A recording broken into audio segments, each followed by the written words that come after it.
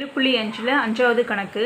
சீனுவோட வீட்டில் கீழ்நிலை தொட்டியில் இருக்கிற நீரானது மேல்நிலை தொட்டிக்கு உந்தப்படுது. இது ஃபுல்லாக தண்ணி இருக்குது, இது மேல்நிலை தொட்டிக்கு உந்தப்படுது. அப்படி உந்தப்படும் போது கீழே இருக்கிற நீரோட கனத்து என்ன அப்படின்னு சொல்லி கேட்குறாங்க.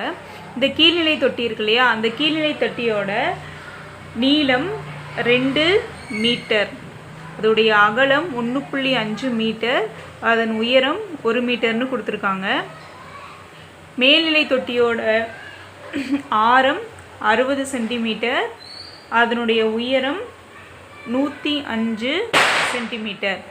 இப்போ உருளையோட டைமென்ஷன் எல்லாம் சென்டிமீட்டரில் இருக்குது, கீழ்நிலை தொட்டியோடதெல்லாம் மீட்டரில் இருக்குது. அப்போ மீட்டரை நம்ம என்ன பண்ணணும்னா சென்டிமீட்டராக மாற்றணும். 1 மீட்டர் ஈக்குவல் டு 100 சென்டிமீட்டர்.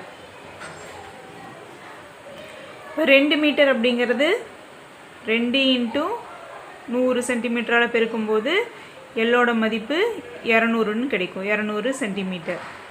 அடுத்தது பி, 1.5 100ஆல் பெருக்கும்போது 100 சென்டிமீட்டரால் பெருக்கும்போது அகலம் எவ்வளோ கிடைக்கும்? 150 சென்டிமீட்டர். அடுத்து உயரம் 1 மீட்டர் × 100 சென்டிமீட்டர். உயரம் எவ்வளோ கிடைக்கும்னா 100 சென்டிமீட்டர்னு கிடைக்கும். இப்போ நம்ம கீழ்நிலை தொட்டியோட கனளவை கண்டுபிடிக்கணும் ஃபஸ்ட்டு, அதுக்கப்புறம் மேல்நிலை தொட்டியோட கனளவை கண்டுபிடிச்சி ரெண்டையும் கழிக்கணும். இப்போ கீழ்நிலை தொட்டியின் கனளவுக்கு formula V = L × B × H. எல்லோட மதிப்பு 200 × B 150 × 100, 15 × 2 30, மிச்சம் நமக்கு 5 0 இருக்குது. 1 2 3 4 5. அப்போது 30 லட்சம் கன சென்டிமீட்டர் அப்படிங்கிறது கீழ்நிலை தொட்டியோட கன அளவு. அடுத்து மேல்நிலை தொட்டியோட கன அளவு கண்டுபிடிக்கலாம். மேல்நிலை தொட்டி உருளை வடிவில் இருக்குது. இப்போ உருளையின் கன அளவுக்கு ஃபார்முலா V = πr²H. பையோட மதிப்பு 22/7 × ஆரோட மதிப்பு 60 × 60 × 105.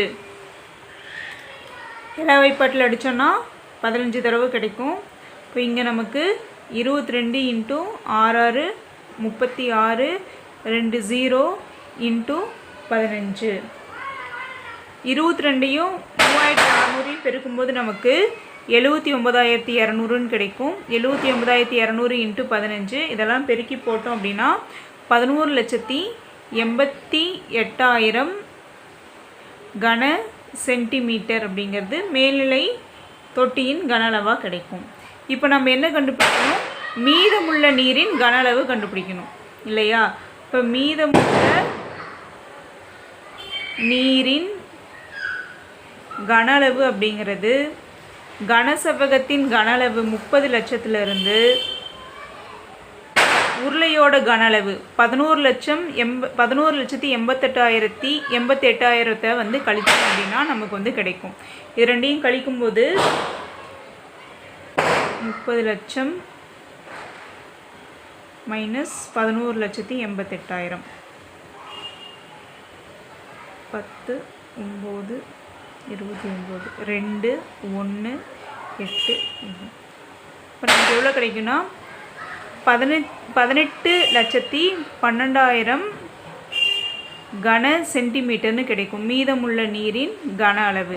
இப்போ நமக்கு தெரியும் 1000 சென்டிமீட்டர் அப்படிங்கிறது 1 லிட்டர் இல்லையா? அப்போது 18,12,000 கன சென்டிமீட்டர் அப்படிங்கிறது 1812 லிட்டர். இதுதான் மீதமுள்ள நீரின் கன அளவு.